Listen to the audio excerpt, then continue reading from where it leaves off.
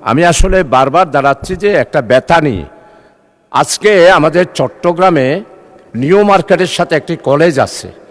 ওই কলেজে যেই নিউ মার্কেটে ৩৬শে জুলাই ২৯শে জুলাই একটা মহাসমাবেশে বৈষম্য বিরোধী ছাত্র আন্দোলনে যারা আক্রমণ করেছিল, আজকে তারাই, যাদের নাম লিস্টে আছে, ফেসবুকে ছবিগুলা দেখবেন, যারা নিউ মার্কেটে আক্রমণ করেছে তারাই আজকে সিটি কলেজে একটি ছাত্র সংগঠন, অর্থাৎ সেইখানে সাধারণ ছাত্রদের একটি সমাবেশে ওই সশস্ত্র সন্ত্রাসীরা আক্রমণ করে শুধু একটা পিকচারকে নিয়ে, এবং একজনের পা কর্তন করে ফেলেছে মাননীয় স্পিকার। তাই আমাদের মাননীয় স্বরাষ্ট্রমন্ত্রী এখানে আছেন। এই অবস্থায় চট্টগ্রামে এখনও তাদের নামে মামলাও আছে।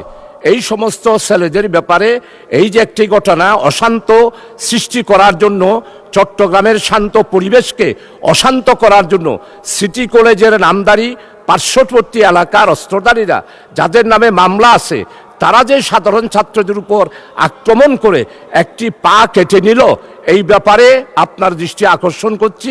এবং মাননীয় স্বরাষ্ট্রমন্ত্রী মহোদয় এইখানে আছেন, এই বিষয়টা বিশেষভাবে দেখার জন্য মাননীয় সদস্য আপনি এই ব্যাপারে যথাযথ নিয়মে নোটিশ দেন, তখন মাননীয় স্বরাষ্ট্রমন্ত্রী জবাব দিবেন। Thank you. আলোচনায় অংশ কিছু বলবেন? আমি শুধু আপনাকে ধন্যবাদ।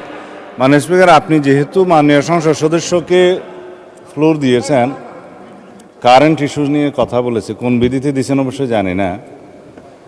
তো যেহেতু একটা আমাদের উপরে একটা ব্লেম চাপানোর বিষয় হয়েছে রাজনৈতিক দল হিসেবে, আমার কাছে কারেন্ট নিউজ তো মাননীয় স্পিকার স্বরাষ্ট্রমন্ত্রী হিসাবে আসে বিভিন্ন ইন্টেলিজেন্স রিপোর্ট থেকে। আমি এইটুকু জানি চট্টগ্রামে একটা আজকে এরকম ঘটনা হয়েছে, ইন বিটুইন ছাত্র শিবির এবং ছাত্রদল, এইভাবে একটা নিউজ বেরিয়েছে।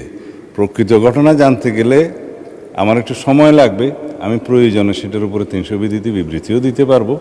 তবে একতরফাভাবে ব্লেম আমি যেমন দিতে চাই না, মানে সদস্যরও উচিত নয় কোনো ইনকোয়ারি ছাড়া একটা রাজনৈতিক দলের উপরে আক্রমণ হয়েছে ইত্যাদি। তা আমি মনে করি উনি নোটিশ দিলেও আমি বলবো যে আমাকে সময় দিতে হবে। আমি ৩০০ বিধিতে বিবৃতি দেব। আর আমি অনুরোধ করব কোনো তদন্ত ছাড়া অতীতের কালচার মতো এক পক্ষ আরেক পক্ষকে দোষারোপ না করি। আমরা যদি এরকম কোনো ঘটনা হয়, সেটা অবশ্যই থানায় মামলা দায়ের করতে হবে, যথাযথ তদন্ত হবে এবং সুষ্ঠুভাবে সেটা তদন্ত প্রক্রিয়া চলবে। তো ইনকোয়ারির আগেই যদি আমরা পরস্পরকে দোষারোপ করি, এই কালচার থেকে আমরা বেরিয়ে যাই। ধন্যবাদ স্পিকার।